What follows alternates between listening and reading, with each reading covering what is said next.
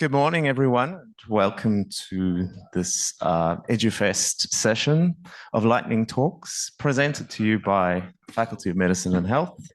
And I believe we're hosting people from all over the university today, not just medicine and health. And I think we should just launch right in. So I'm Kelly Spencer. I work in clinical skills within the faculty. That's Joyce. She's from the Department of Anatomy. And that's Nancy. She's from the Department of Health Sciences. All right. So, and we've, worked to put this together. And obviously we thank the EduFest organizers for allowing us to present and host the session today. And we thank all of you speakers for the time and work you put into your presentations through the year. So before we begin, we should do an acknowledgement of country, and I'd like to acknowledge the Bidjigal people, which is on the lands we're on today, and also acknowledge the people that are online but haven't yet joined us. They may be in Canberra, and also from the city campus, which is Gadigal land. And yes, to always acknowledge and pay our respects to the traditional elders of the land. So today's session is on interdisciplinary and interprofessional learning upstairs here. And the big focus is on social impact, which is the overriding theme of this whole festival. So if you can stick to the theme, stick to the time limit, please. As we said, 4 minutes. We're going to give you a 3-minute sign. Nancy's going to hold it up here in front. 1 minute to go and then 30 seconds to go so we can stick to time.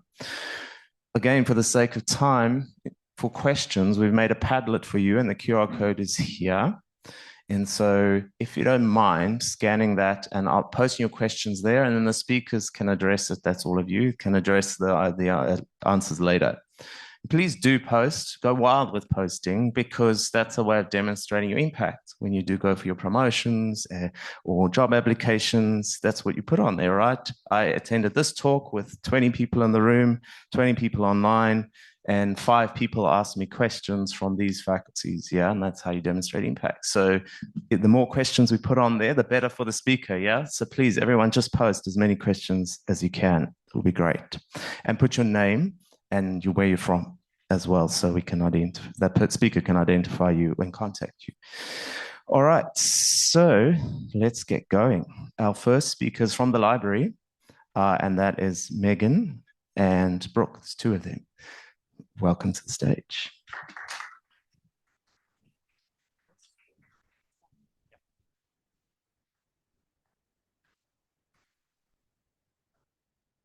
You have to. Good morning, everyone. My name is Megan Fazell, and I'm here with my colleague, Brooke Morgan, and we are from UNSW Library. So I'd also like to begin by acknowledging and paying my respects to the Bidjigal peoples on whose lands we meet here today. UNSW Library's Experiential Learning Program is an object-based approach designed to develop critical literacy and analytical skills in students. We define object-based learning, or OBL, as hands-on engagement with scholarly, creative, and cultural assets. By engaging directly with objects from diverse fields like history, science, and art, OBL connects different academic disciplines and encourages learning through doing and reflecting. The library's exhibitions program is a powerful education tool that we strategically use to create immersive learning spaces and OBL workshops. Our interdisciplinary exhibitions showcase diverse research outcomes and collections from across the university. We host 2 major shows and several displays annually, and our OBL workshops enable us to link the exhibition content to specific course learning outcomes. This approach transforms passive viewing into active participation, allowing students to gain new understandings through hands-on experience. It also gives academics a way to innovative ways to assess critical thinking and knowledge applications. In addition to the main exhibitions, we use the special collections for hands-on engagement with our rare and valuable books. These collections, which were traditionally static, are now being utilized in experiential ways to provide students with unique learning opportunities. Now, Brooke will speak to some of the case studies to illustrate the impact of our program. Hi, everyone. In the next slides, we'll briefly share some of our ongoing offerings. The first image you can see is two examples, Beyond the Glass. It's a tour and inquiry-based hands-on learning experiencing using objects and materials connected to the exhibition. It's open to everyone and is through registration. Activities and engagements for Beyond the Glass are designed to deepen observation and foster embodied, personal and collaborative experiences. In the images, participants are responding through creative engagements using materials, objects that are directly connected to each unique exhibition. The Touch Tour is an additional tour-based program programmed alongside the UNSW Diversity and Inclusion Festival. Touch Tour prioritizes tactile and sensory experiences to create a safe and inclusive environment for a wide range of audiences. Open Studio.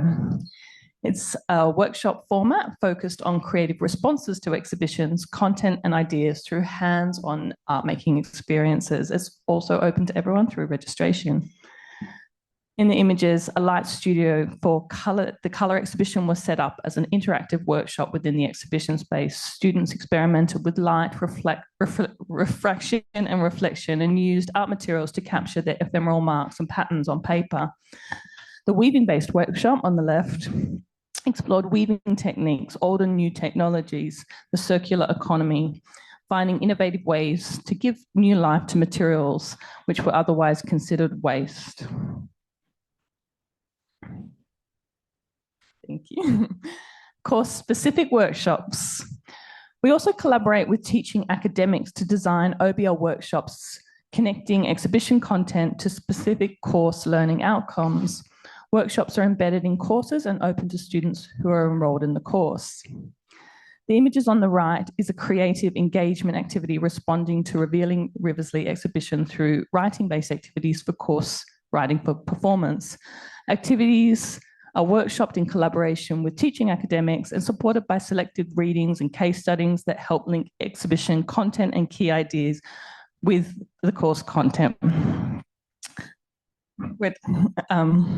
Thank you, everyone.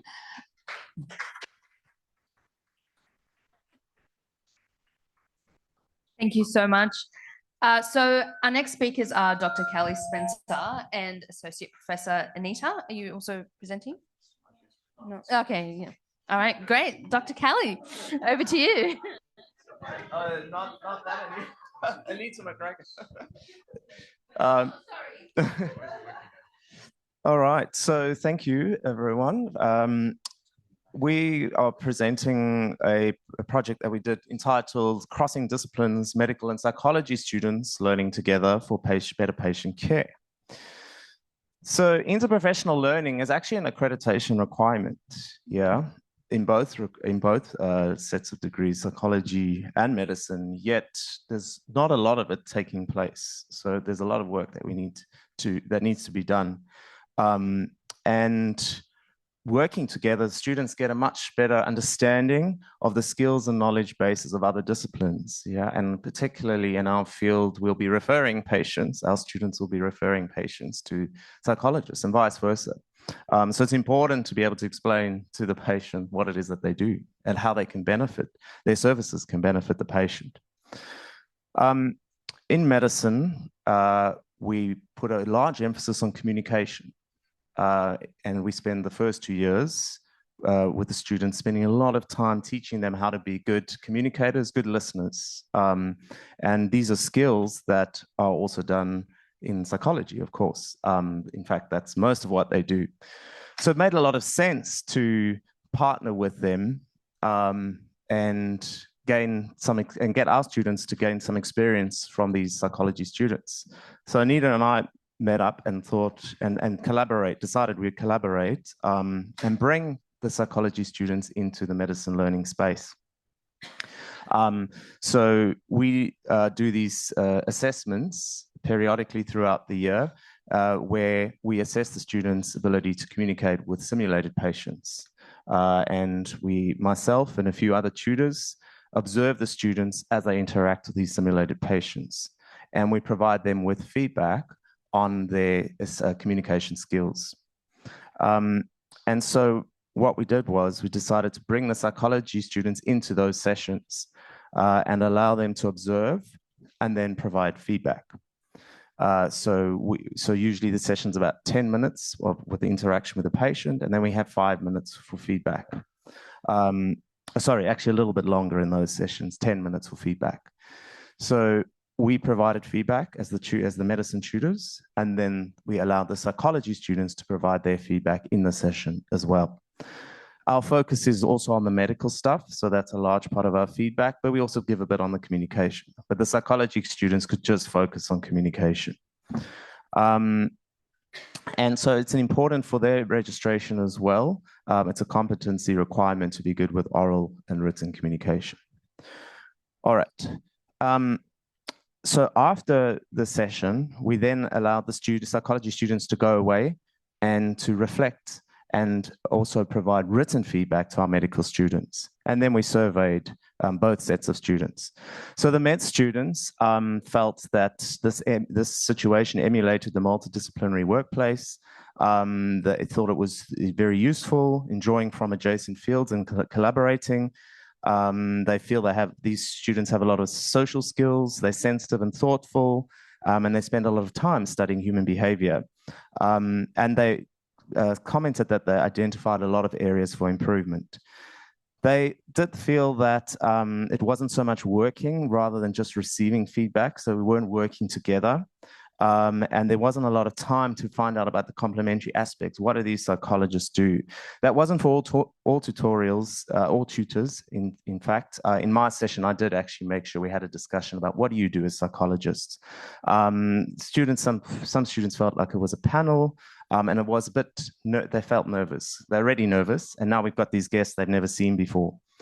The psychology students felt appreciated exposure to the other discipline, but they did feel that there needed to be more context, they needed a bit more on the expectations, and they were not entirely sure of the benefit to them. They thought it helped the med students more. So I will leave it there because of the sake of time, but honestly, it's a challenging thing because there's only 10 psychology students and 300 medical students. So scalability is an issue. I'll leave it at that. Please post your questions in the Padlet and over to the next speaker. Those are our email addresses.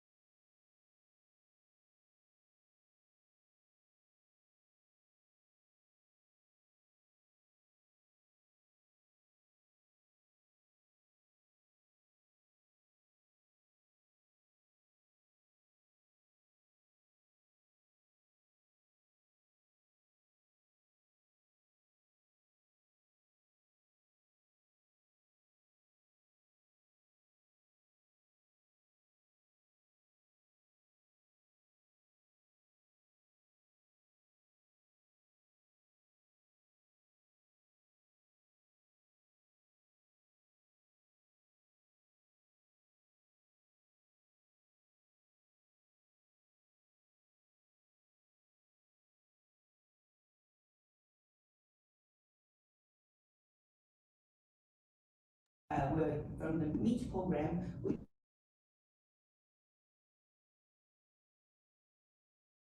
With the MIT cohort, there was statistical significant improvement in the OSCE performance pre and post ARVP intervention.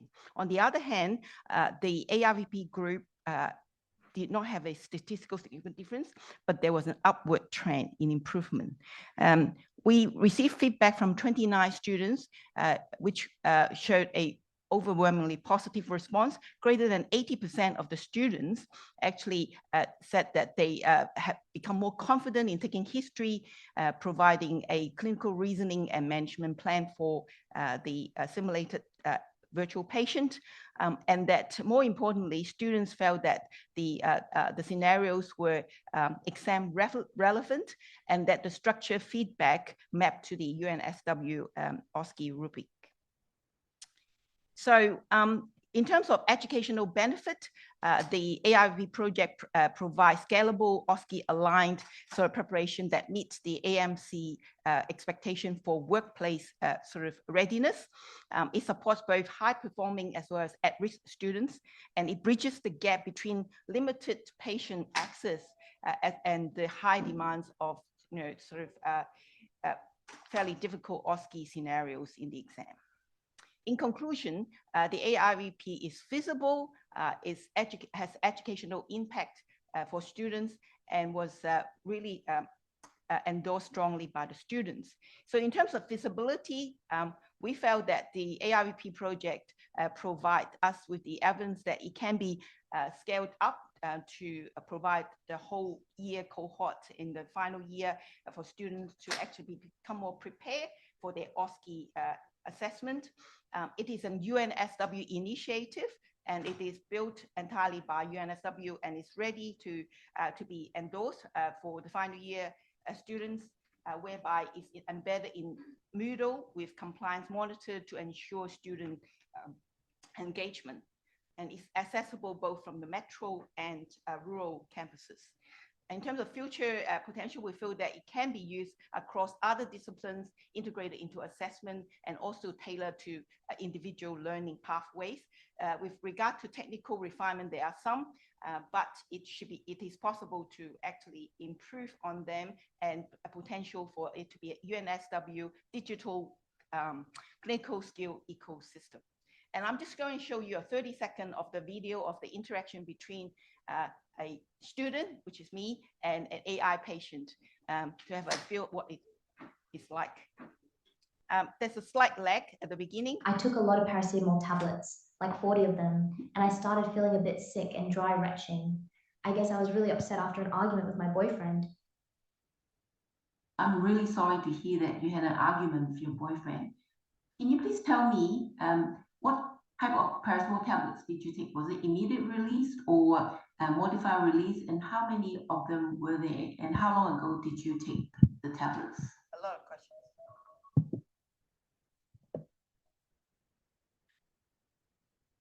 I took the regular kind, the immediate release ones. There were 40 tablets, and I took them about 4 hours ago. Okay, so thank you for your time.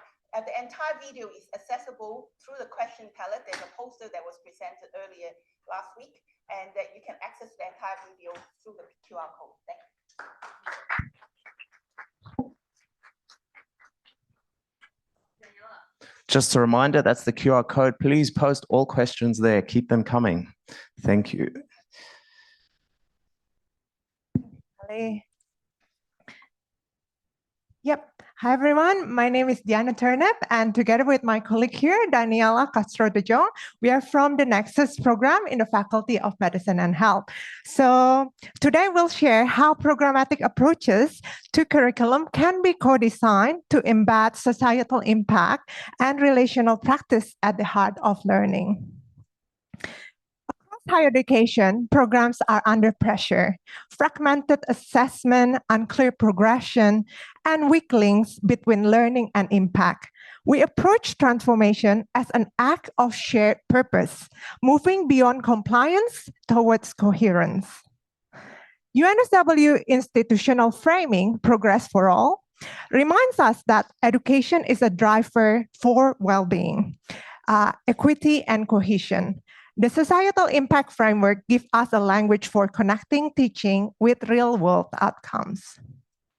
Our conceptual foundation draws on indigenous epistemology, especially Martin's and Mirabupa's ways of knowing, being, and doing, and Rom's relational ontology.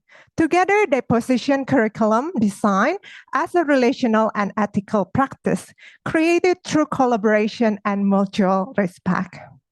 Within this view, academic and third space professionals collaborate as co-designer. Each bring complementary expertise. disciplinary depth, educational design, professional insight, weaving this together into a shared ownership of learning design.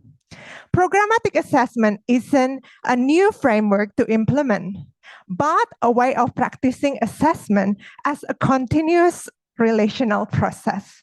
Learning, assessment, and reflection are interdependent, each informing the other. This shift from program level design to programmatic practice moves us from structure towards coherence. And we will hear these ideas, the form of the bridge to applied example by Daniela now.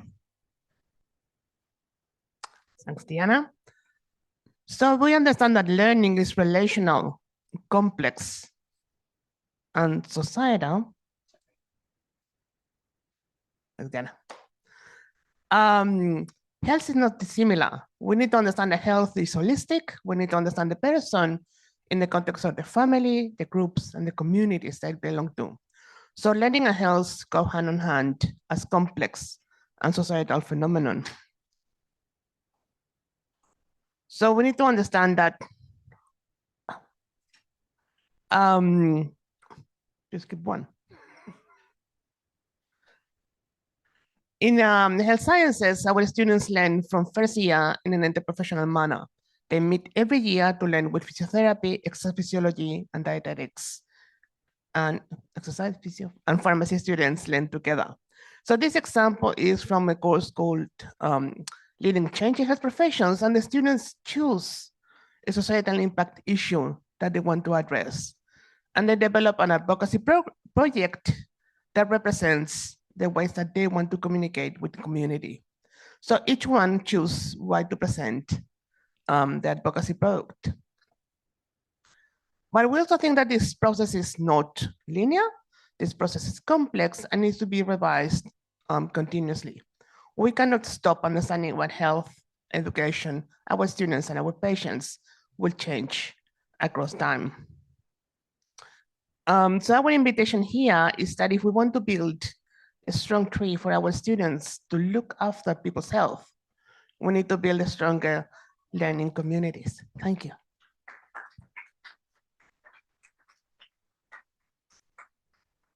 Next up, we have Catherine again. Thank you.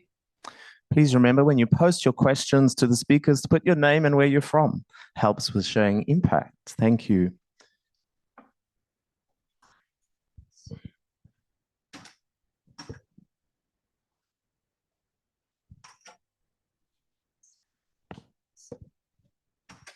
Hello, everyone. I'm Catherine Yang. I'm the academic program and wheel manager in the Medicine and Health.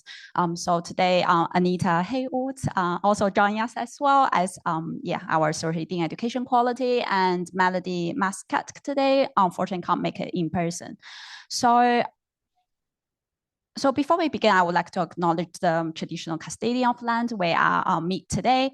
As we discuss curriculum governance and curriculum change in this space, I think it's very important to recognize that the First People's knowledge has been, has been long guided our health, education, and our community here. So today we will share how governance change are shaping our health education and embedding the First People's perspective. So I think this is not only about governance change, it's also about the culture and education shift that we will influence how we design the program and also our future education offering. So here we go. So what's behind the change? So this change supports the integration of the First People's cultural capability, health curriculum. So we would like to create a culture, learning environment that where the First People's voice and the knowledge are centered to this change. So the governance change ensure the equal decision-making roles for First Peoples in curriculum design. They promote shared respect, understanding, and the knowledge. So to make this governance, I might have to move this a little bit. To make this governance change meaningful, we start the 3 phases. So we start from development, approval, and implementation. So we start the development phase back to May this year. So we has been working very closely with our associate dean, First People's Education Student Experience, Melody, and our Associate Dean Education Quality, Anita over there, as well as some school prep to really think about what we has been doing well, what the gaps are, and how we can continue to promote the relationship moving forward to ensure this cultural capability has been improved. So every insight of this phase, chapter structure, now we are going to implement. I think personally for me is it's about active listening, reflecting, and also co-designing a governance module that's really shaped our way moving forward. So as you probably can see, this is going to be the workflow we are going to implement. So Black Academy involvement and consultation will be at a very early stage. So I think this is very most important aspect of our the new proposal workflow is we put them right in the center and upfront, which we encourage very transparent, respectful relationship moving forwards. So as you probably can see from the previous slides, it's a quite complex academic governance as it's always be. So we will try to make it as easy as possible, practical as possible, as well as sustainable. So we will develop a very easy to follow process in the Eclipse with consultation form. We ensure the engagement and transparency. We also integrate the Black Academy Committee date to the governance date so everyone know what they are expecting. And also we will build in some post-implementation feedback loop. So we will capture the feedback through the way so we can continue to improve. And thank you all. That's my presentation. Thanks, Catherine. Just want to hover the questions QR code for those who may be online, because we've got them posted all around the room here. So there it is. Please post your questions, put your name and where you're from for the speaker, and they will answer your questions when they're done. All right, moving on to our next speaker, we have Amanda Mura-Carlon and Bronte Totok.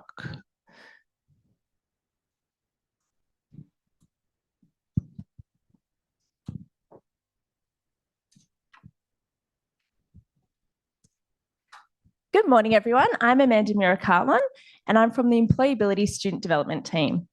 For 15 years, I've designed programs that empower students and champion inclusivity here at UNSW, in London and globally. One of my proudest achievements is the Leadership Foundations program, which we launched in 2021. And I'm thrilled today to introduce you to Bronte, who started as a student participant and now helps run the program. Hi, so I'm Bronte Tartek. I'm studying science and a major in bioinformatics, and Leadership Foundations has transformed my student experience. And now I get to help support the program behind the scenes. It's been incredible, and we can't wait to tell you more about how it makes it so impactful to students. Leadership Foundations is a co-curricular, cross-disciplinary program designed for students at all stages of study. The program serves as a starting point for developing socially aware, inclusive, and sustainably high-performing leaders who create positive impact within their organizations as well as across broader society. Through a focus on growth mindset, resilience, collaboration, curiosity, and leadership identity, students engage in experiential collaborative learning that directly connects to UNSW's societal impact framework. Our program brings to life the societal impact framework in 3 ways. Resilience and cohesion by helping students develop inclusive leadership skills, and it fosters cross-cultural collaboration. Prosperity by helping students to grow in confidence and adaptability so they can tackle complex challenges. And healthy lives by promoting students' well-being and balance as well as perseverance. Everything we do is student-centered and based on grounded in research. So our approach reflects proven best practice. Since 2021, the program's growth has steadily increased, with significant growth this year. The students have flexibility to choose whether to engage online or in person, and we run 6 iterations annually. To date, we have had over 2,857 students participate, which equates to over 57,000 hours spent reflecting on leadership skills and connecting with the learning community. And here you can see we have the 2025 demographics, and it is wonderfully diverse with students from every faculty, level of study, and residency here. The program is scaffolded, so it starts with personal reflection, then peer connection. So students grow and learn together, and everything is underpinned by psychological safety. Our learning philosophy is simple. Learn it in theory, practice it in a safe workshop space, and then apply it in real-world contexts. The students are united around common values and a purpose to support each other to learn and grow about leadership together. The program culminates in a personal reflection on each student's leadership journey, with universal design giving them the freedom to choose how they share their story. Some students choose to create videos, write poems, draw comics, even make a video game. But what truly matters is the depth of insight and transformation that these reflections reveal. I want to be a leader, so I had to learn to grow. Leadership foundations taught me what I need to know. These development tasks show how students are growing not only as leaders, but it's also shaping their values, their sense of purpose, and their vision for creating positive change in the world. We are so proud of their journeys. Thank you. Thank you.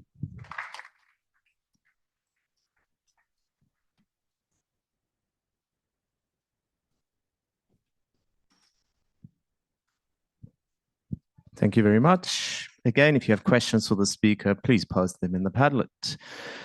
All right, on to our next speaker we have, and I don't know if we do have Aisha Eli or Dejana Alec here with us today. They haven't identified themselves. No, they're not online. You don't see anything online. All right, okay, well, that's unfortunate. The topic was meant to be on designing diversity learning through place. Where there are slides, I can't talk to them. All right, so let's move on then to our next speaker, and that's Silas Taylor.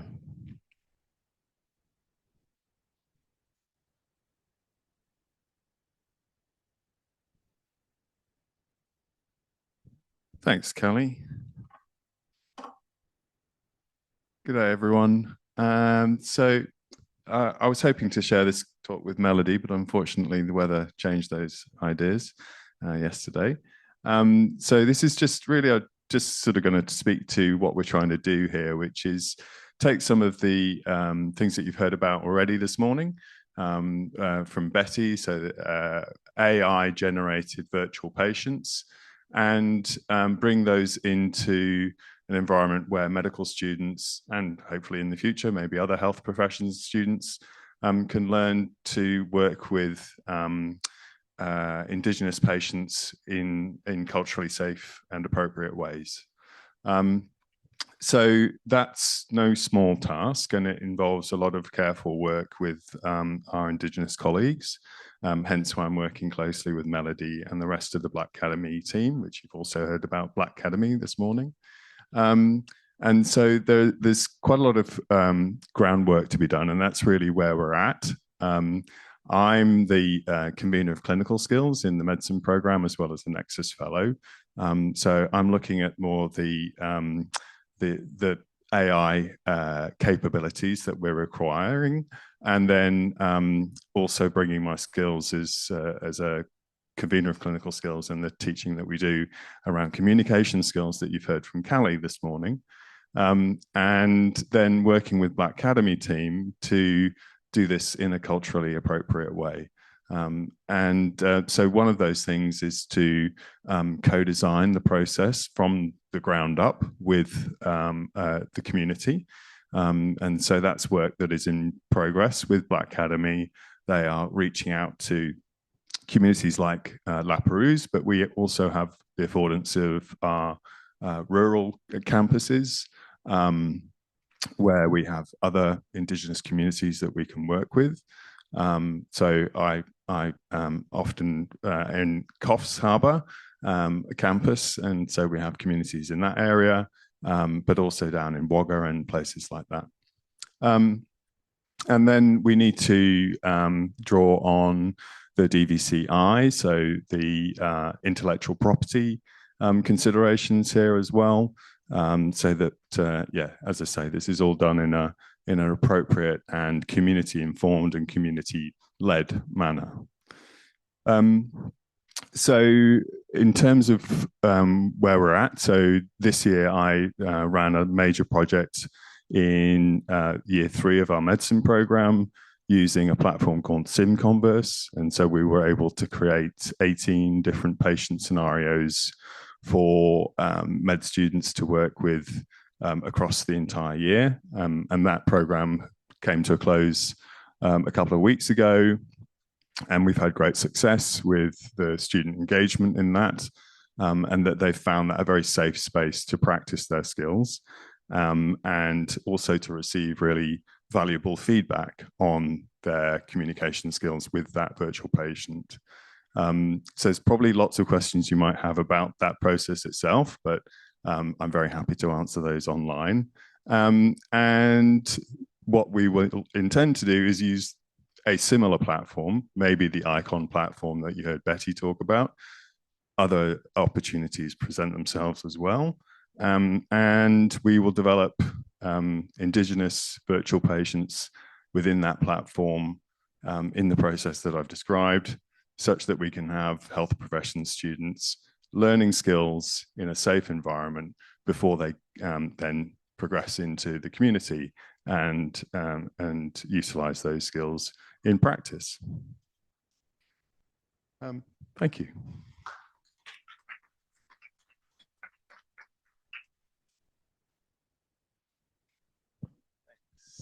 We've gained time now because we lost the one speaker. All right, so again, post questions for Silas on the Padlet. And our last speaker is coming to us online from Albury. And so I'm hoping our Spencer from IT will switch us over. But this is the talk, multidisciplinary student rural health clinics enabling healthy lives. And that's Dr. Shannon Pike and Josie Curry.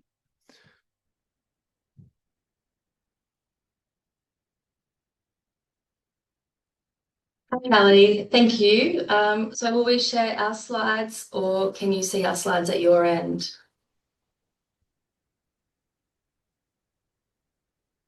So that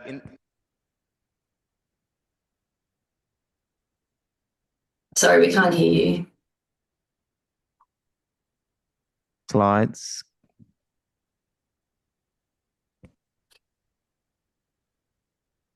Can you share your slides, please?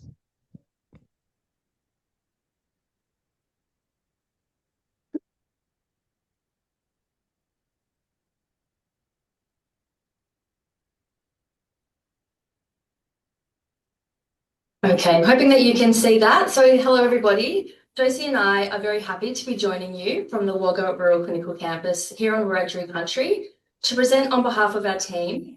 Can I interrupt? Sorry. Can you switch the under display settings? Swap the mode. We're seeing your presenter mode.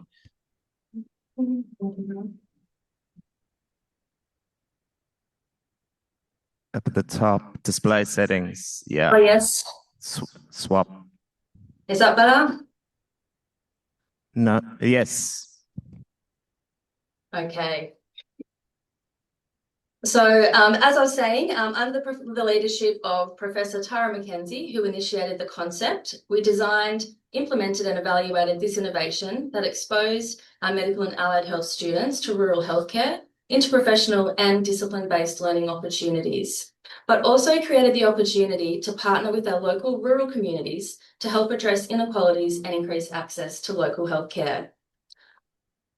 So this slide presents a brief overview of the clinic model, and I will share patient experiences.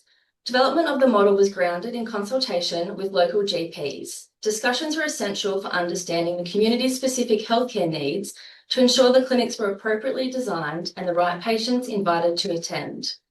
So on day one, everybody travelled out to the community and spent time exploring the town. This orientation was deliberate to enable students to gain more insight and develop an understanding of local resources and the community context. Day two was the clinic day. Students under clinical supervision conducted assessments, provided recommendations and education. In the evening, we held a networking dinner with local GPs and healthcare staff, and this created a valuable opportunity to share learnings and gain further insights into the challenges, but also the opportunities that come with working rurally. The final day started with a multidisciplinary roundtable, which the local GPs attended. So students presented their clinical findings and recommendations and worked collaboratively with the general practitioners, supervising academics and consultants to revise patient plans.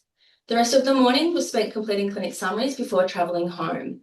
So over the 2-year period, we've delivered 5 clinics involving 40 students and 58 patients. And understandably, there are initial concerns about whether a single clinic visit could have a meaningful impact for our patients. But it is important to remember that rural communities continue to face significant barriers accessing healthcare locally, contributing to the inequalities and poorer health outcomes. Our evaluation demonstrated positive effects on patient health knowledge and healthcare management. Many patients had only minimal experience with allied health. The clinic allowed 92% of patients to gain an understanding of their roles and how they could further be supported. Many described improved knowledge about their condition, medications, and greater confidence in managing their health. While they had deeply respected their GPs, the patients acknowledged how time-pressured they are and valued having extended time during the clinic to ask questions and check that they're on the right track. The clinics also brought community members together, as shown by the quote. Overall, patients expressed gratitude that the university had invested in delivering care in their country rural communities, with consistent feedback that the clinics were highly beneficial. I had the privilege of travelling to Deniliquin for the rural health clinics, and during this I had the opportunity to experience working with a multidisciplinary team for the first time. Observing this collaborative approach in practice demonstrated how essential teamwork is in providing comprehensive, patient-centred care, especially in rural and remote communities where resources can often be limited. I observed how each team member contributed unique expertise, allowing patients to receive holistic care that addressed medical, cultural, and social needs. The perspectives and solutions offered by different professions often revealed approaches I hadn't previously considered, and this broadened my understanding of how complex patient needs are best addressed through shared knowledge and coordinated care. This experience has profoundly influenced my outlook as a future doctor, highlighting that high-quality healthcare is not defined solely by individual competence, but by how effectively professionals communicate, support one another, and integrate their skills for the benefit of the patient. It's an experience that will continue to influence how I approach teamwork, communication, and shared responsibility throughout my career. So moving forward, the challenge is now sustainability and scaling up the clinics. And I would like to acknowledge the team members on the slide and the Von Wheeler Foundation for their generous philanthropic donation that supported the delivery of the clinics. Thank you.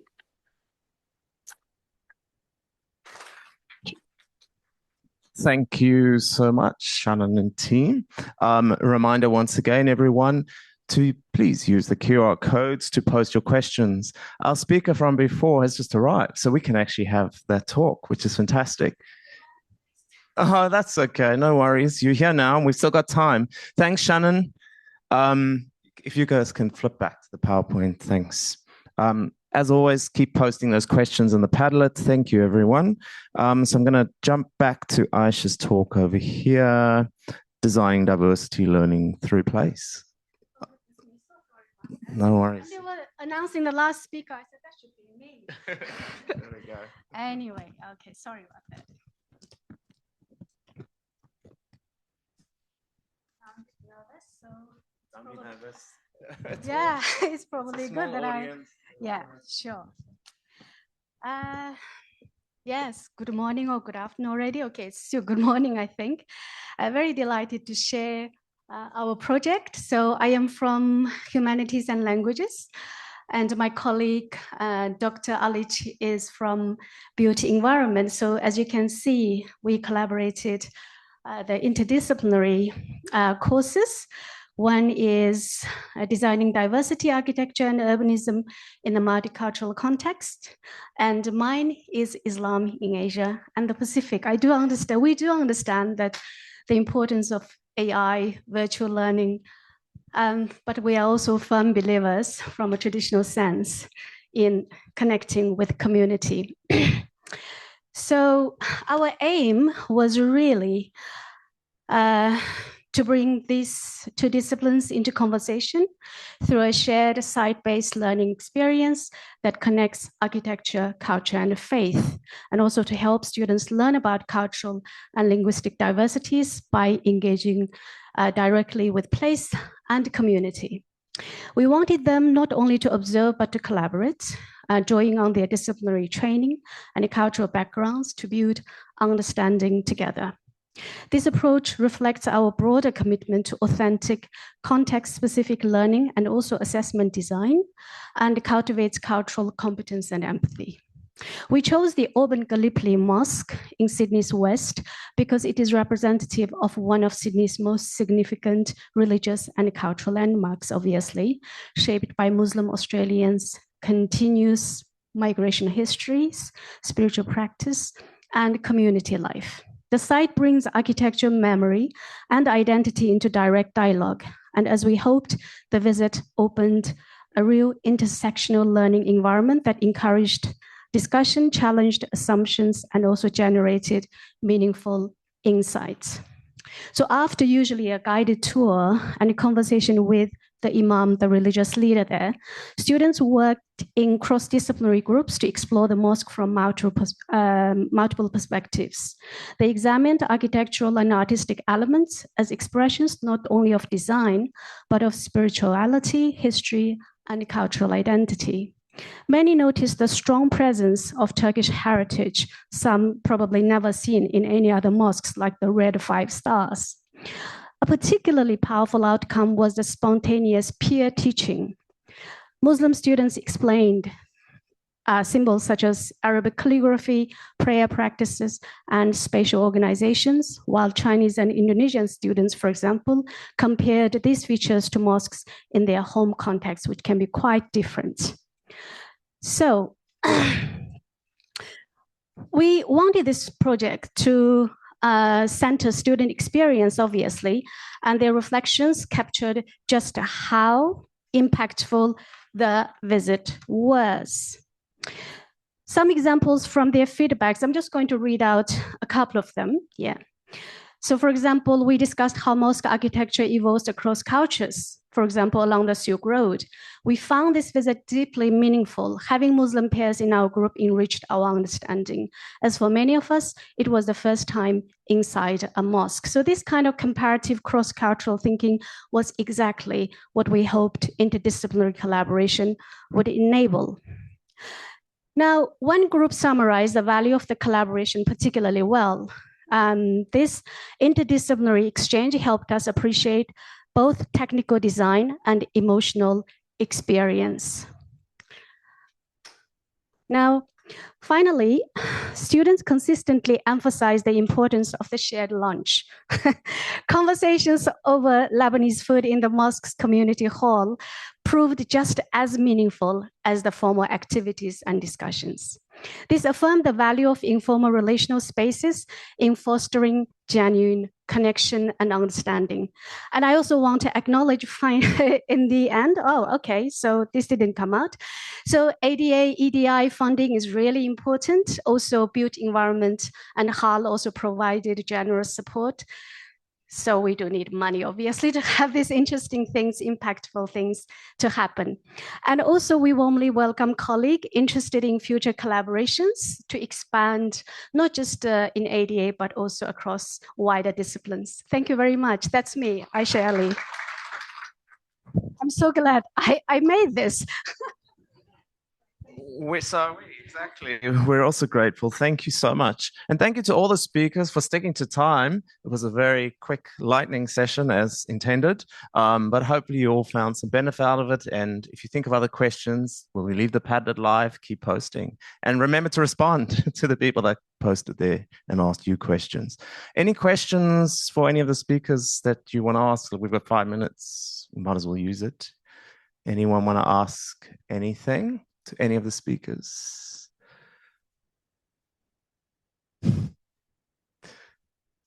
I'm judging by the silence, that's a no. All right, well, we'll give you your 5 minutes back and enjoy the rest of the Education Festival. Thank you.